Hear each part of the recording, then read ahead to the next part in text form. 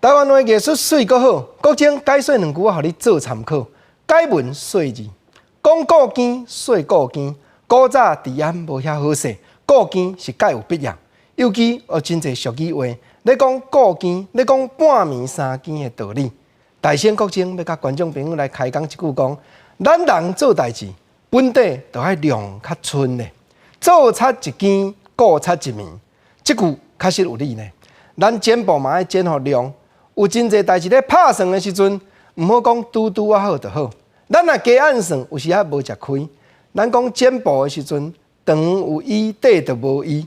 所以人来做差是一件，啊你说顾见是安那，就爱顾一暝；顾差是安那，就爱顾安尼到天光，无法度呢。因为咱就是爱加按算较长咧。这毋是讲干那三更半暝发生的代志，而是世间咧讲做代志做头路的情理。尤其讲到做头路，有当着有一款头路，千万都毋通做。俗语话讲：一更散，二更富，三更起大厝，四更拆袂富。啥物代志毋通做？即句俗语话讲甲明拄明，就是跋筊生理毋通做。一更的时阵散啊，二更好拼落富裕啊，二更富。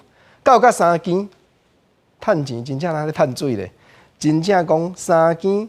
跋筊赢的钱有才条起大厝，谁知影讲到四更拢输去啊啦，四更拆袂富。啊，论真讲，毋是讲得较跋筊呢，世间也有真侪跋筊生理。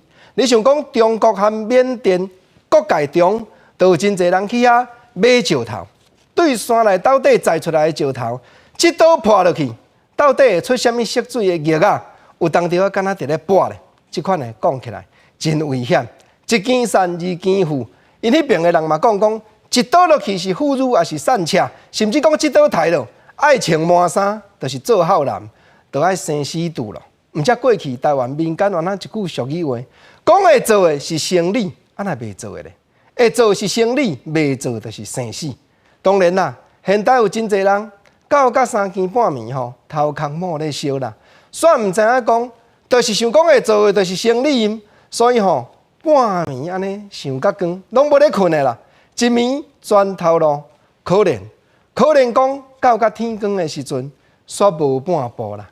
那即款的一暝想甲全头路，天光就拢无半步，啥物代志都做无。所以上要紧，咱若心内有暗算有计划，第一就是讲目标要抓好正，第二就是爱照步来。一定爱一步一步来完成咱的心愿，毋通讲到嘴角全破，讲到飞天转地，到天光煞无半步，安尼大家想到就害头。啊，讲到谁要做，决定了，照拍算，就要紧落去行。